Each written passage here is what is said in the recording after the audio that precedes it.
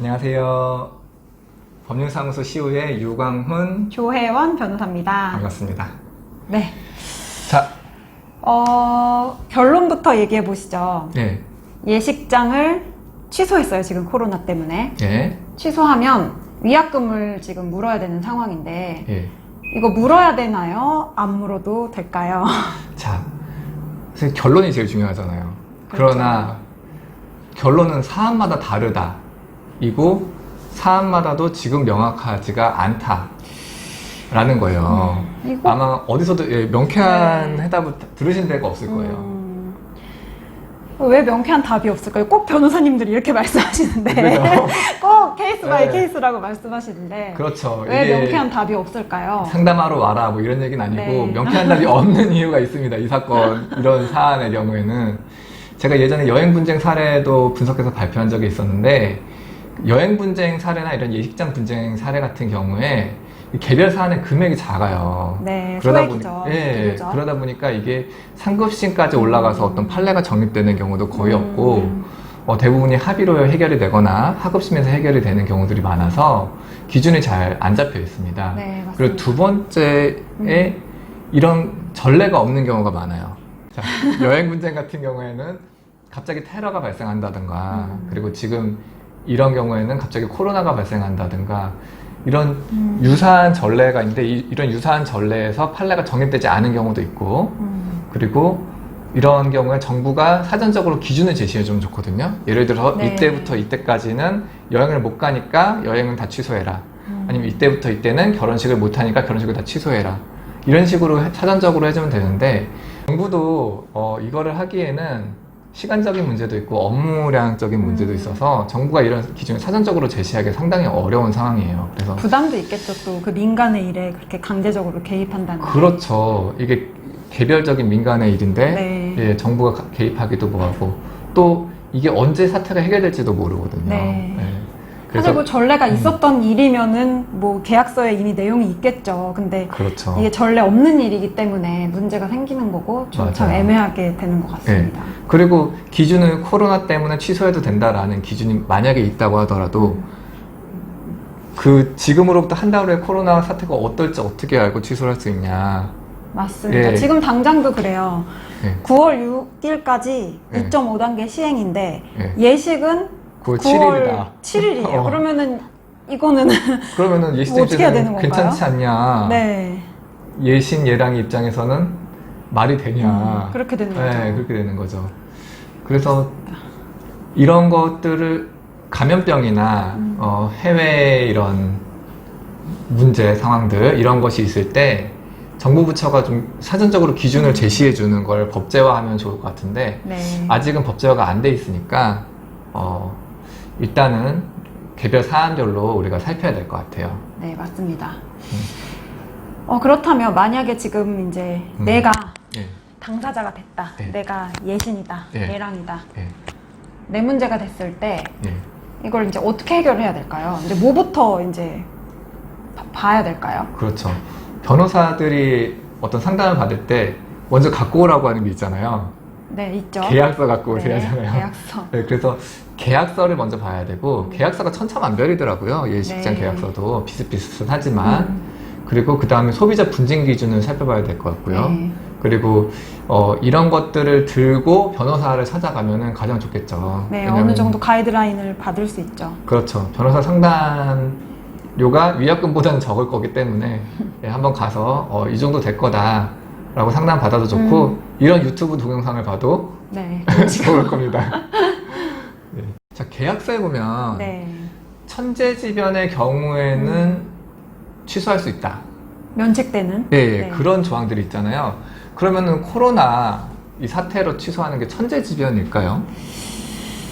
이게 이제 보통 이제 계약서에 보면은 이렇게 천재지변이나 국가의 중요사항 발생, 국가의 시책 변경으로 인해서 계약 이행이 안 될 때는 책임을 면제한다는 조항이 종종 들어 있어요. 네.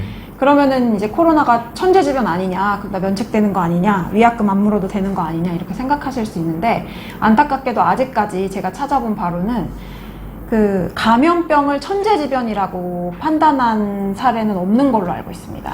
그렇죠. 이게 사실 감염병이 천재지변이 아니라는 얘기가 아니고 감염병이 천재지변인지에 대해서 판단한 사례가 찾기가 어려운 거죠. 네, 그렇죠. 예, 왜냐면은 이 감염병이 문제가 된 게 몇 년 되지도 않았고 네. 그걸로 인해서 분쟁이 이렇게 계속 쌓이지도 않았기 때문에 네. 그렇게 된 것 같아요. 아까 변호사님께서 계약서를 네. 일단 살펴봐야 된다고 하셨는데, 맞아요. 이제 계약서를 보시면 이제 천차만별이고요. 이런 경우들이 꽤 있더라고요. 예, 이제 뭐 기본 대관료가 있고, 예, 보통 이제 기본 대관료가 있고, 그 다음에 이제 하객 식대. 예. 식대 부분이 금액이 크죠. 맞아요. 대부분 네. 식대죠.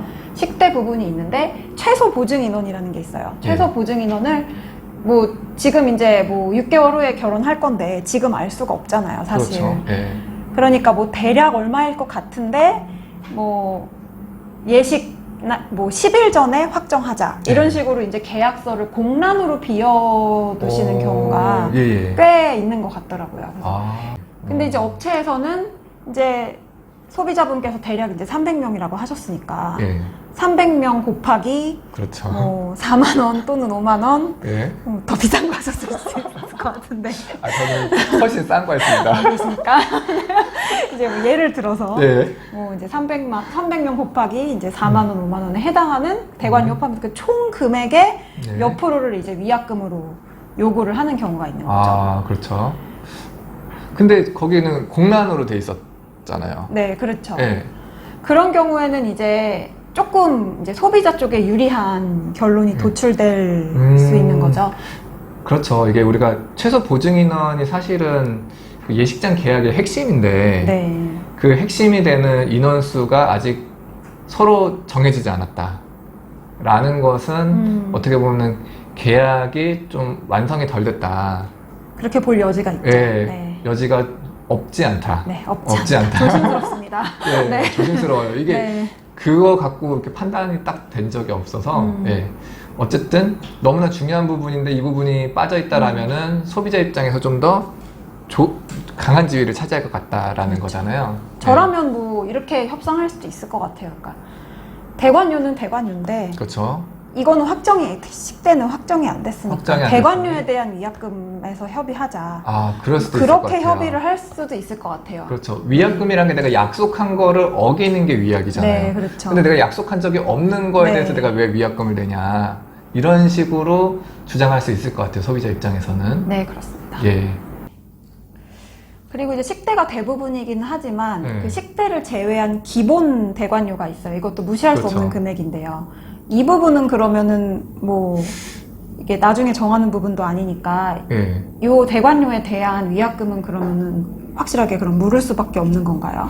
그렇죠. 이게 보면은 식대가 대부분이고 기본 대관료가 없는 예식장들이 많더라고요. 하지만 반대로 기본 대관료가 있는 예식장들도 있는데 그 경우에는 결국은 위약금을 내냐 안 내냐는 소비자의 귀책으로 인한 해제냐 아니냐의 문제이기 때문에 귀책 사유로 넘어가야 될 것 같아요. 그래서 만약에 나의 책임이 아니다 라고 한다라면은 그 부분도 위약금을 낼 필요는 없다고 법률적으로 봐야 되는 거고 만약에 나의 책임으로 해제를 하는 거다 그러면은 당연히 그거에 대해서도 일부 위약금을 물어야 될 것 같아요. 하지만 결국에는 코로나로 인한 해제가 그리고 코로나로 인한 해제 시점 이런 것들을 따졌을 때 이게 과연 쌍방이 귀책 사유가 없는 해제냐 요것도 좀 봐야 될 것 같고요. 그리고 그렇겠네요. 네. 그리고 또 특이한 사항이 뭐냐면 소비자 입장에서만 해제를 원하는 게 아니라 소비자 입장에서만 결혼식을 못하는 게 아니라 결혼식장 입장에서도 충분한 예식 수만큼을 하객 수만큼을 수용할 수 없는 경우들이 생겨요. 아, 그럴 수밖에 없겠네요. 예. 제한이 정부에서 내린 지침이 있기 때문에. 그렇죠. 지금 기준으로 했을 때 아마 한 방에 네. 종업원 제외하고 네. 신랑 신부 포함해서 50명으로 알고 있거든요. 야외의 경우에만 100명. 야외 경우 실내는 100명. 50명. 예, 그렇죠. 그러면은 방이 3개다. 그러면은 이 150명. 예식장은 150명밖에 못 하잖아요. 근데 나는 최소 보증 인원이 200명이야. 그럴 경우에. 예, 그러면은 예식장 자체가 이행을 못 하는 거죠. 근데 그렇네요. 이행을 못 하는데 이행을 못 하는 귀책이 예식장에 있는 게 아니라 제3의 원인에 있는 거기 때문에 이럴 때는 서로 간에 이제 위약금 없이 해제를 할 수 있다고 봐야 될 것 같습니다.